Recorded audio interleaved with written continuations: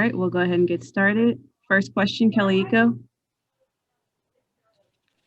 Hey, Coach, there was a moment about 6 minutes in the fourth quarter where the team was down by 5 and the starters were in the game.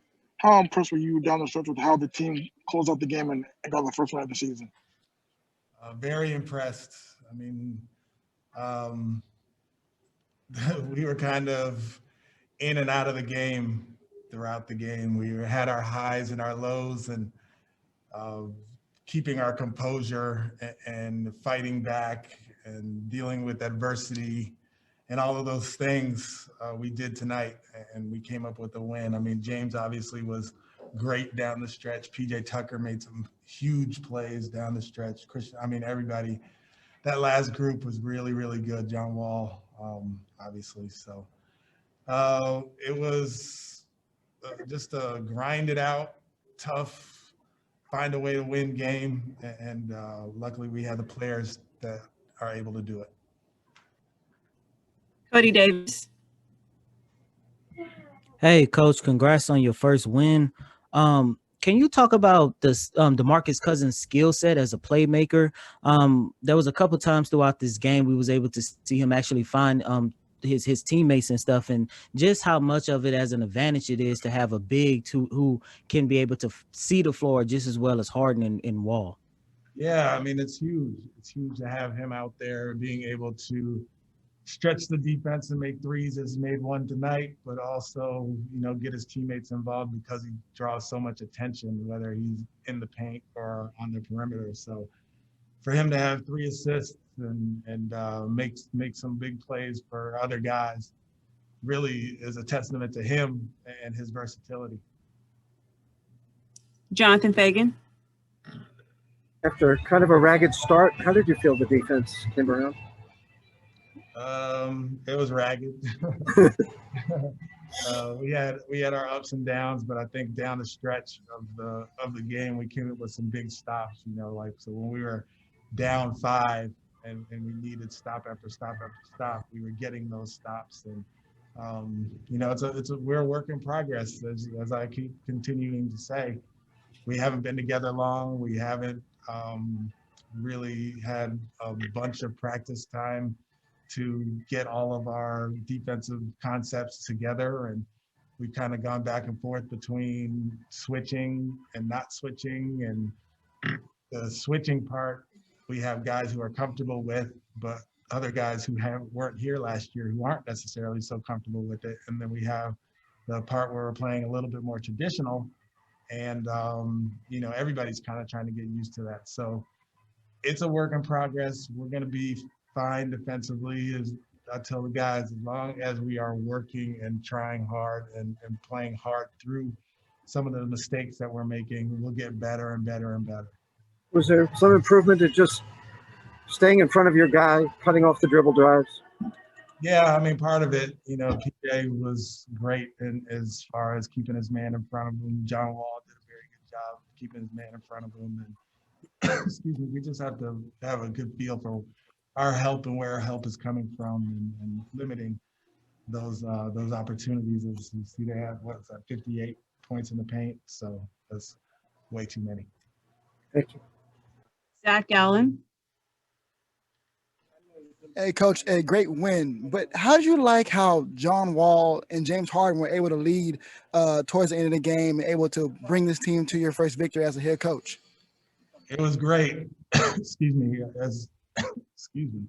As you know, they haven't been together, and we're still trying to figure it out, who has it and who's playing off the ball some, and they're kind of figuring it out on their own with my help. And for both guys to have, so John had 9 assists, James had 8 assists, and they both were obviously good scoring the basketball. So that's a relationship that just has to grow and get better and better, and I have to make sure that I'm doing things that they can both play to their best and play to their strengths.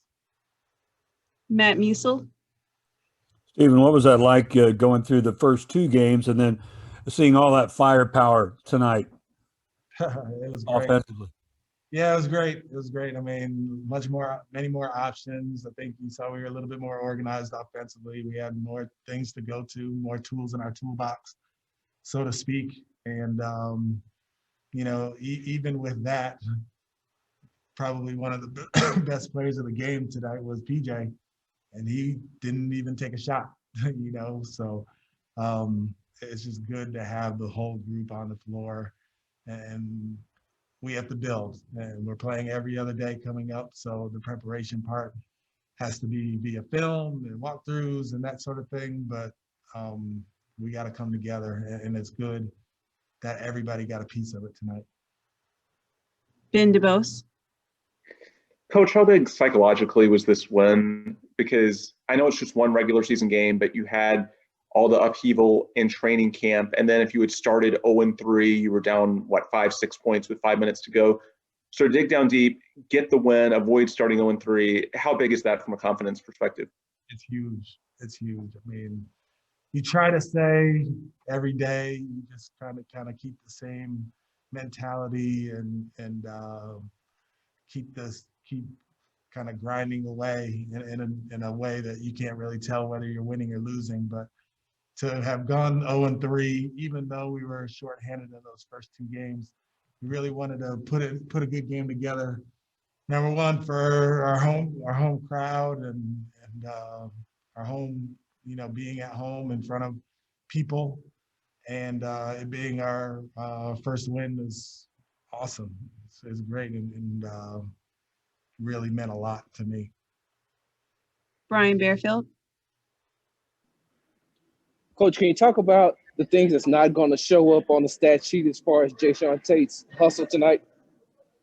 Yeah, I mean, he's everywhere. He plays beyond his years. He doesn't play like a rookie. He cuts when he's supposed to cut. He rebounds when he's supposed to rebound. He spaces well. He attacks closeouts. And he's smart, really smart, especially on the defensive end. So all of those things you don't see in the stat sheet, but you see that he plays 20+ minutes because I trust him, and he wouldn't play those minutes if he didn't gain that trust. Adam Spolin. Stephen, on possessions where James wasn't running the offense, there were times where he'd be set up in the corner. There was one possession where he was on the block and got a bucket that way. When he doesn't have the ball, how important is it for him to be in those areas of the floor where he can really be a threat?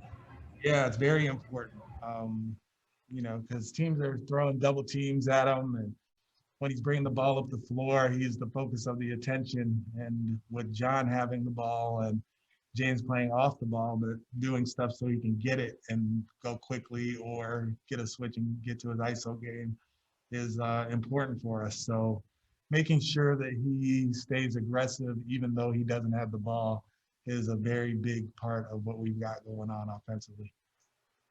We'll take two more. Ali Kampajani. Stephen, towards the end of the game, you saw James kind of take over. He had 16 in the fourth. How did it feel to be able to watch him as somebody on your side and help you kind of close out the game as a closer? Yeah, it felt a lot better being on his side than on the other side for years, that's for sure. But he's an amazing talent. He can make other players better with his just smarts and knowing the angles and get to the free throw line. I thought there were some opportunities that he had that he didn't get the call, but he stayed aggressive and shot 11 free throws. And then the threes, I mean, he's the best in the world at those step back threes, and he's one of the best players in the world, period. So to see it up close and personal and have him do it on the team that I'm coaching is amazing. Last question, Mark Berman. Stephen, I don't know if you're a sentimental kind of guy, but will you save anything from this game, being that it's your first win, like that box score in front of you, anything like that?